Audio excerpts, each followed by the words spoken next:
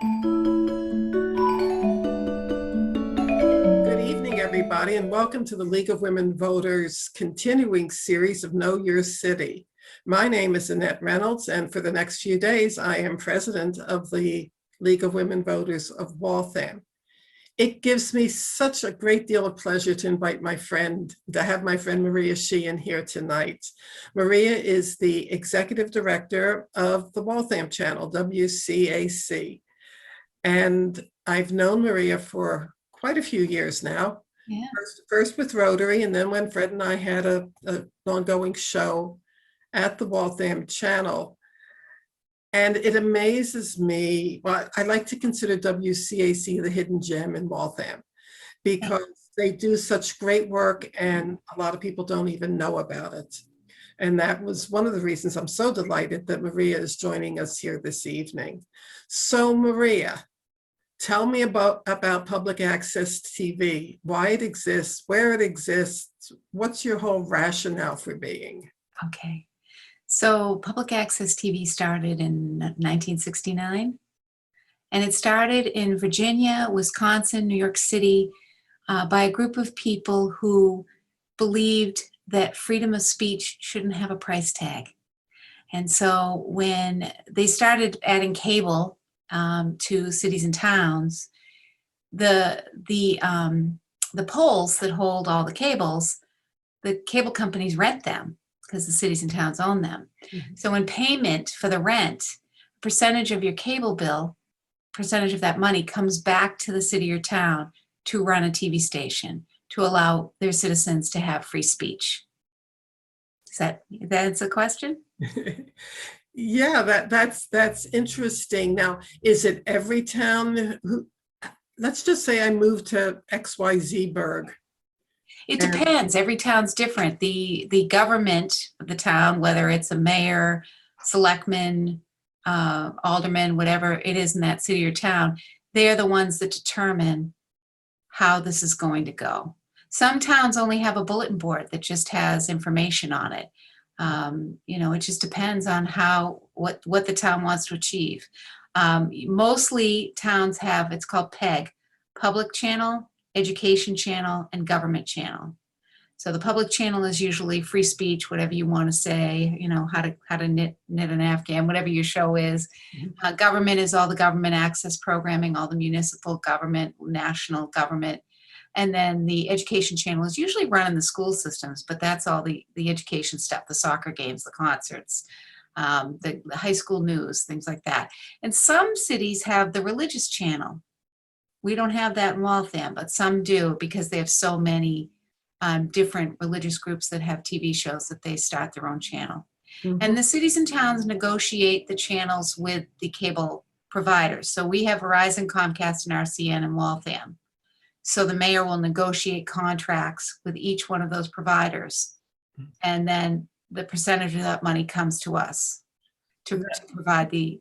That's interesting because I wanted to see something happening in Watertown and they don't have Fios. They don't have Verizon. Yeah. And I wondered why, but now you just answered that. Well, it just depends. I mean, the city, the cable operator might say this isn't worth our time.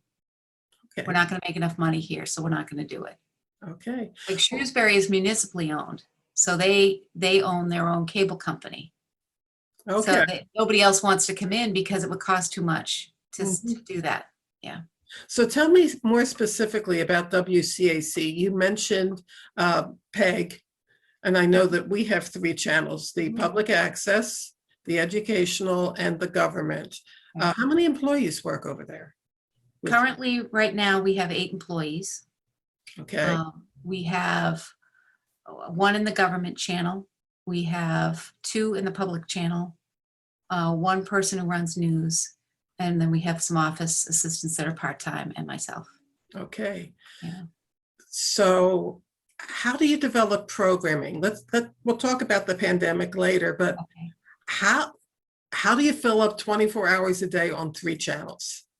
Well, the high school is in charge of the education channel, so we don't have anything to do with the education channel. You just plug it in and let it go. We just, their server is in our building, but they do everything remotely. So we have nothing to do with the education channel. The government channel takes up a lot of time. Sometimes we don't have enough time in the day. You know, if you get a city council meeting that's 6 hours long, that takes up a lot of time. So the government channel is easy to fill. The public channel is really for the community to use. So anyone can come in and do a show if they live in Waltham, work in Waltham, belong to a religious organization, a nonprofit. Any Waltham organization can come in here. We will train them how to use the equipment and they can do their own show. It's been a little slow during the pandemic because we've only allowed people that we knew to come in the building. We haven't let anybody new in the building. So it's been a little slow, but we have some good shows here. I know Yolanda does a show. Sally Calora's had a show for, I think, 30 years. I've been on her show, yes. Yeah. So it's a fun hobby. It's a fun thing to do. And it's also fun for people who want to teach people in the community something, you know, or share some kind of special talent. Well, what type of limits do you put on what goes on the public access channel? We don't have any limits. If it's adult content, we ask the producer to tell us so that we can put it on after 10 o'clock at night. We don't review any of the content because that we can't editorialize that. We ask the producers to be honest about it. Mm-hmm. So they sign a contract, and if they break the contract, they can't use the facility anymore.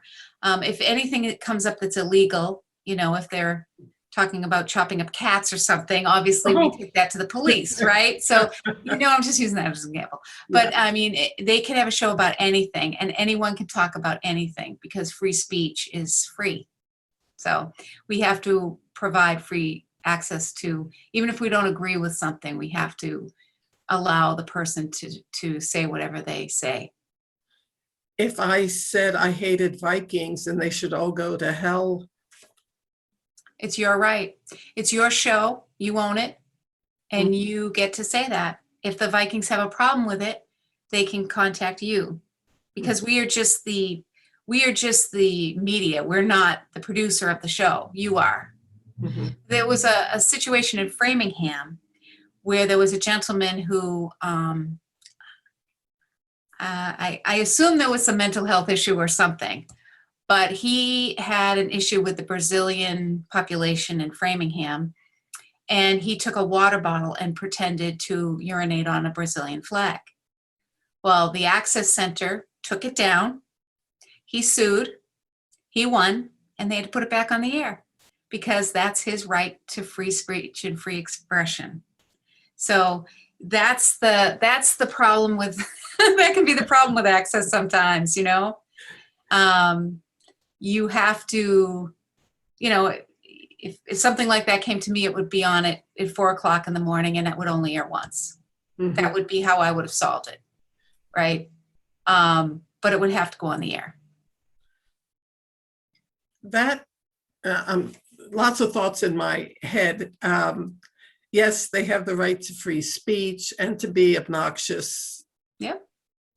And you have the right to limit how often it's shown? Yep. That's part of our everybody has to read the rules. Of service. Yeah, the rules of service. And so we have the right to decide where it goes. Mm-hmm. Because you couldn't just put a show of naked people making toast on at, 9 o'clock in the morning, right? So there has to be somebody that says, yeah, we're not doing that. But if they have a show that's offensive, we have to put it on the air. We can put it on at 4 o'clock in the morning, but we still have to put it on the air, if that makes sense. Okay, I've got some questions here. Okay. Diana, a question, do you get all the funds that are collected from the cable providers, or does it go to the city first? It goes to the city first. Part of it goes to the city. There was a new law that was written by the state. So it goes into an enterprise fund. Part of it goes into an enterprise fund. And then we have to go to the mayor first and request the funds. And then we go to the city council and they approve it. Okay. But the funds can only be used for public access TV. They can't be used for anything else. Okay. Karen wants to know when you'll be able to resume in-person equipment training. But before you answer that, talk about the process that I went through. I got this great idea. I want to show how left-handed people how to crochet. Right. Okay. Yep. It's a unique skill. Right. Okay. So you will come in here and you will sign up for a class and you'll learn how to use the equipment. If you have equipment at home, you can do your own thing at home. You can edit at home. We'll teach you how to use the studio. You might want to figure out, do I want to do a field production or do I want to do a studio production? So if you want to just do something in the studio, we'll teach you how to use the studio. If you want to do a field production, we'll teach you how to use the field equipment and we'll teach you how to edit. So in other words, I can use your field equipment if I Yep, if find you it pass the out. class. Yep, Okay. yep. And how long is the class? It's usually, we usually do it for 4 weeks. So you come in, we do a basic overview. Like the first day is the rules. What are the rules of the Waltham channel? And you have to sign off on it. You have to prove that you're a resident or have some kind of connection to Waltham. And then the second class, we go over the studio. We do a basic studio class. And then the next class, we take you on a little scavenger hunt with the cameras and teach you how to use the cameras. And then we do a basic idea of editing. And then since you have a basic overview of all the things, then you can sit back and say, well, I think I'd rather do a studio shoot or I'd rather do that. When you decide to do that, we'll give you more intensive training. And the staff is always here to help you. It's not like we just throw you to the wolves and say, here you go. We pretty much hold your hands for a while because this is expensive equipment and we don't want anybody to get hurt or break anything. So that's, and you can have a show on anything. We can't decide what the show is about. That's all of your decision. Yeah, well, that was the experience that we had. A lot of help, both with the shooting, the setting it up, moving everything around in the studio so it looks the same from week to week, yeah. And with the editing and everything else. So question, when will you be able to resume in-person training? Well, currently we're a little short-staffed. We're going to be hiring some people probably over the summer. We probably in the fall, we'll do some training. But if there's something you really want to get on the air, we'll always sit down with you and do our best to train you now if you have to. Like say there's an event you want to cover, and you're like, I really want to shoot this. We can come in and teach you how to do that. Yeah. I'm laughing here as I'm reading the questions, and the questions are coming in. All of a sudden I see, oh, she's answering that. Okay. It says, can people create videos to present as opposed to doing studio programming? You said yes. And we'll answer this question again. If someone does something that can be interpreted as hate speech, can you prevent that from showing? And if I understand correctly, only if something is illegal. Only if something's illegal. Okay, but you can put it on in the middle of the night. Yes. Can you arrange for an equipment malfunction? Oh, no, I'm sorry. Well, here's the thing with free speech. It's a lot like an art.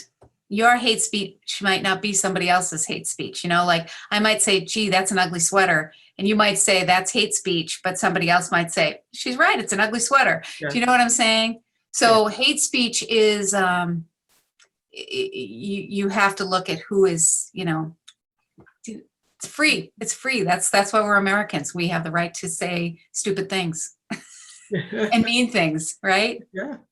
Yeah. Yeah. What do you like best about your job? I like meeting all the people. I like helping people create things and say what's on their mind. And I love my staff. I have an amazing staff here at the Waltham channel. They're just amazing. I love their enthusiasm. I don't know if any of you watch Waltham News Watch, but Chris Wangler sure does a good job on that. Yeah. Bill Heatley takes great pride in doing his meetings. Dana and Phil are great with the producers and getting stuff on the air, and they're very patient, and it's just, and Paula and Marianne are great when you walk in the building, So it's a really good staff, and it's, Waltham is an amazing city, and it has amazing people in it. And we really are kind of, I don't know, everything kind of comes through here. We know everything that's going on. We know what's going on with the government. We know what's going on around the city. We know what's going on with the police and the fire department and all sorts of things, because the information just comes here. So it's just great to see so many people use this facility and appreciate it and understand it. And, you know, I'm very blessed. I'm very blessed to be in Waltham. I'm very blessed to have great staff and to work with great people. And most of them have been with you for quite a while. Yeah, Bill and Phil were here at the beginning. Yeah. Yeah, in the 80s. I mean, it started in the 80s. So we're close to almost 40 years pretty soon. Yeah. Um, if you could change something about your job, what would it be? Um, No hate speech now. no, I mean, I'm teasing the you. funny thing is about hate speech, it's like I revel in the fact that people can do that here, whether I agree with it or not. I you know, you look at Twitter and Facebook and all those places where you can't say what's on your mind. Somebody gets to decide if worthy of hearing it. And nobody here decides that, you know, whether I agree with it or not. And there's a lot of things I don't agree with. But it's a great honor to be able to give people that ability to be jerks, I guess, or to be amazing, right? Mhm. You know, there aren't a lot. I think my commute's probably the worst thing I hate about my job. You know, I live in Right. Worcester, so Yeah. driving here can be rough sometimes. But other than that, you know, there's never a day where I wake up and go, oh God, I got to go there. I never feel that way. I'm just happy to be here. How did you get into this field? Tell us a little bit about your background. I probably should have started with this, but Okay. Well, I went to Framingham State, mhm. and it started out because I had a crush on a boy named Bob. And Bob was in TV with my friend Cheryl, and Cheryl said, Bob's in my TV class. So I took the TV class in order to see Bob, but the actual love of my life turned out to be TV production instead of Bob. Bob ended up doing, he was a VJ on V66, remember that? Remember V66? Before my That was, time it here was in like that. the MTV of Boston. So he was Yeah. a VJ there and stuff, and I don't know where he is now, but yeah, I started at Framingham State. I started my own production house there. I used to do a lot of videos for Raytheon and make money for the school, Mhm. doing videos there. When I graduated, I was like every other kid in the early 80s who got, you know, during that really bad economy, I had 5 different jobs. So I worked at Fannie Farmer, I worked at a video store, I worked at Channel 5, I worked at a place called Creative Video and Design, and trying to think what the other job was. Oh, I did like cataract videos for eye doctors. I would edit their cataract videos. I know, it's kind of weird. That's I was all over the interesting. place. So I worked at a place called Creative Video and Design, and I did a lot of, it was kind of like public access before public access was around. People would bring us their home movies, people would we do little corporate videos, bar mitzvahs, weddings. So I went out and I just shot all sorts of stuff. And then I played softball, and Channel 5 didn't have enough people on their team, so we merged teams. And I met a woman who ran the tape library at Channel 5, and I ended up getting a part-time job there. I also ended up working for Miller's Court. Remember Miller's Court? It's before my time. Arthur Miller was a lawyer, and they would have court cases, and I would produce the phone-in segment. Do you think Joe is innocent? Dial this number, and I would be the one that produced that segment. I did a lot of the telethons, muscular dystrophy, all those telethons. I worked on those, and then I ended up working the news library, and that was great because I would log news tapes. So when the news, and it was a really interesting time. It was all during the Oliver North time, and there was just so much news. It was just really interesting, and I just loved that. And then I ended up working at Channel 68, which was owned by the Christian Science Church, Mhm. the Monitor Channel, which was a UHF channel that had like Columbo and Bonanza, and you know, All those good shows. right. You know, Charlie's Angels. You know, we would have contests to see who could find the most ridiculous Charlie's Angels episode. I won. Angels on Wheels. They had to roller skate to commit, you know, to find the criminals, which I thought was really kind of funny. And then I ended up staying home for 10 years with my kids. I was a mom for 10 years, which was the best job I've ever had, the best time of my life, and I would never change any of that. When my daughter was in kindergarten, I got a job in Shrewsbury teaching K-8 television production. So I went to all the different schools and I taught television production to little kids. Again, one of the best jobs I've ever had in my life. That was a lot of fun. Actually, Brian Regan was the principal of my daughter's Shrewsbury High when my daughter was there. So, Okay, so you're almost related now. yeah. And let's see.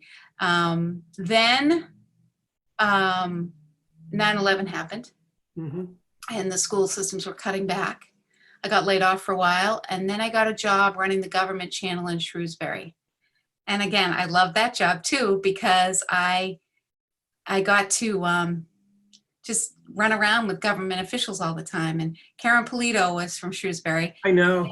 They used to call it the Karen Polito channel, because Karen would call me and be like, we're going to the dump today. Okay. And I'd go to the incinerator and learn how to, things incinerated. It was kind of fun. And every department had a show. So the police had 2 different shows. And the police show was my favorite. It was called Police Beat. And they used to talk about the police log. So they'd tell all the cases, who they arrested. That was really fun. The fire department had a show. I got to go into a burning building and tape that one time. That was fun. It wasn't a real burning building. It was a fake burning building, but I know how to get out of a building, and it's very scary when it's filled with smoke and you can't see. Very scary thing. The building department had a show. You name it, they had a show. And I loved that job too. And then I managed Westboro for about 8 months. There was a lot of problems there.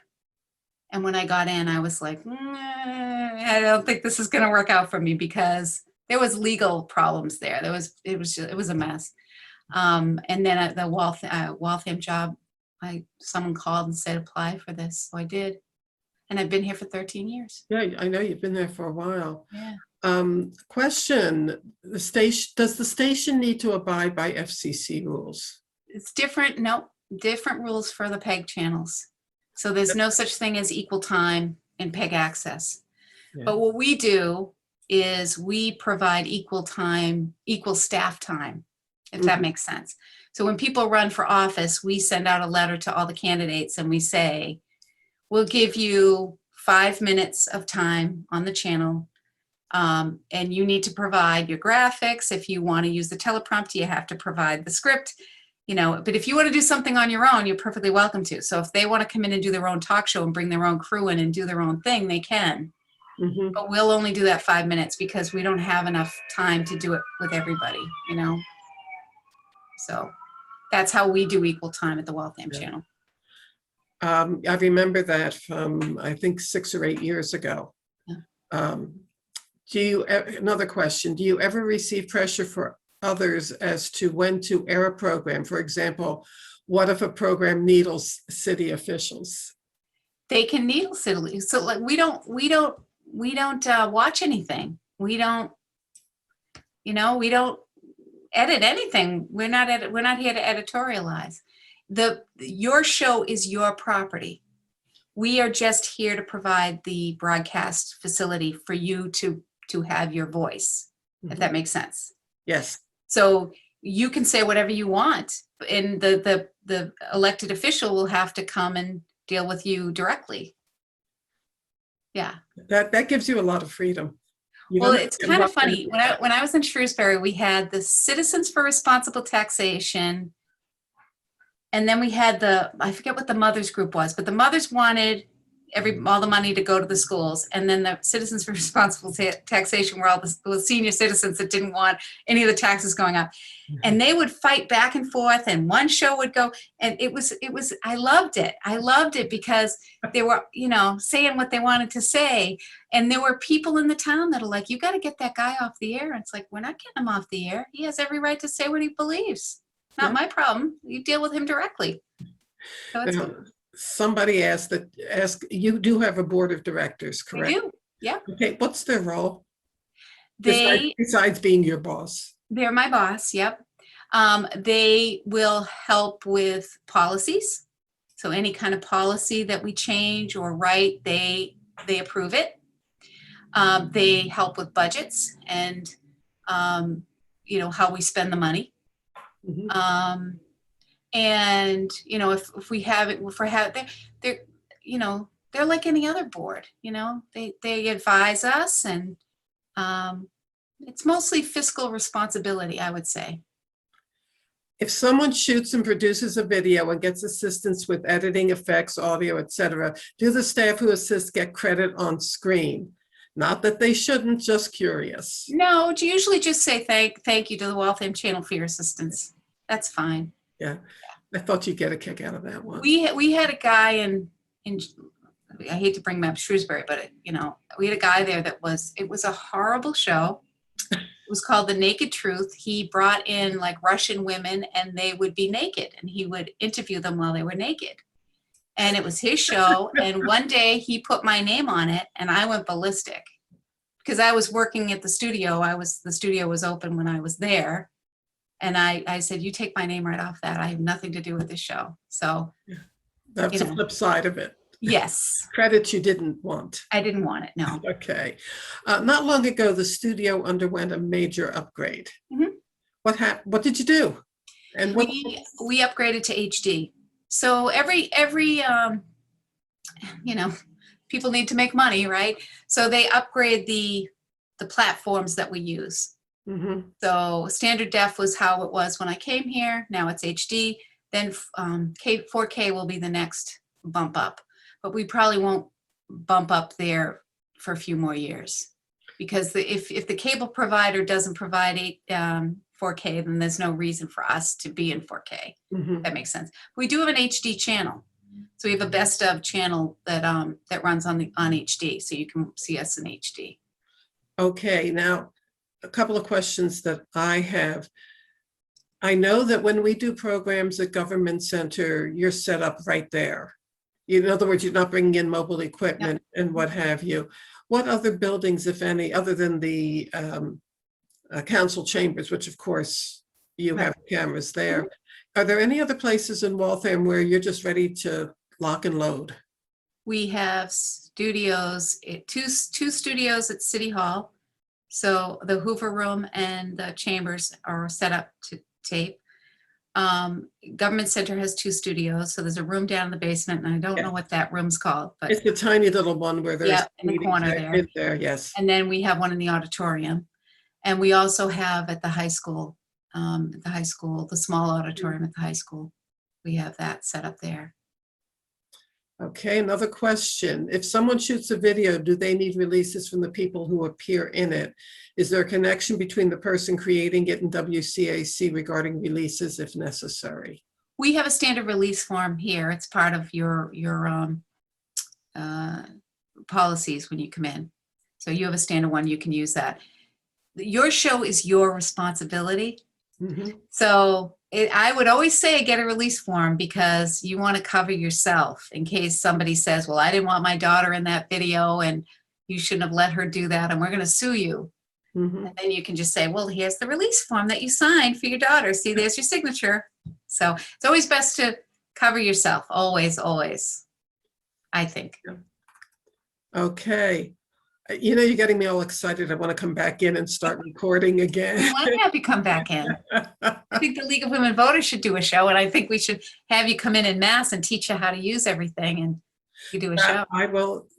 We're having our annual meeting this week, and I will actually bring it up to them.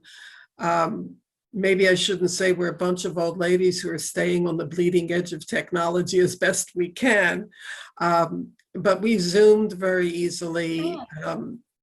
This session tonight will be edited and be put up on YouTube and on our webpage. And before we got started, we were speaking about the WCAC taking the videos that have been done and running them. And offline, I will connect with you if that's something you want to do. I'll give you the URL where you can just download them. Right.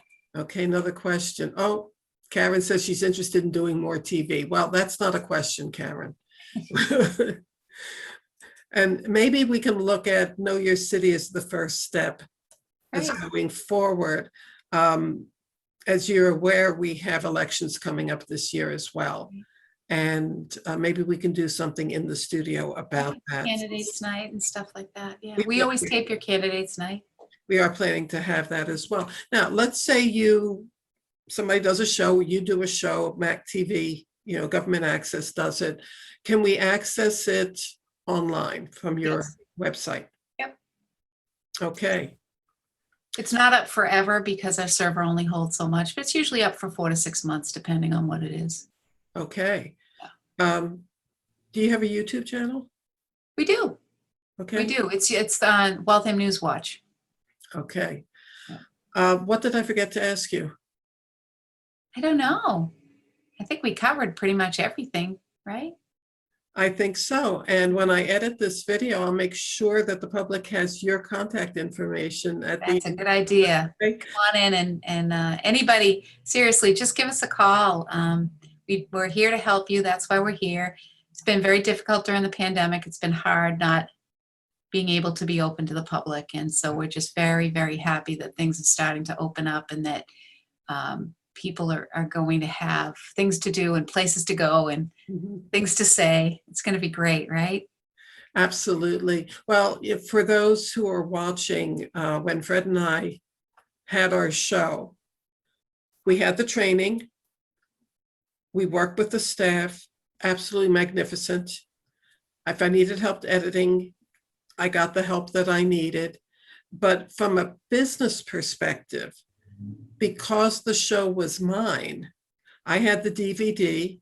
I could put it up on YouTube. I could use it on my website, and all of that material I created was mine, and I could use it again and again and again. I wasn't beholding to anybody to say you can, you can't, or anything else. So from a business perspective, it is a way to generate high quality video if you have something you want to say.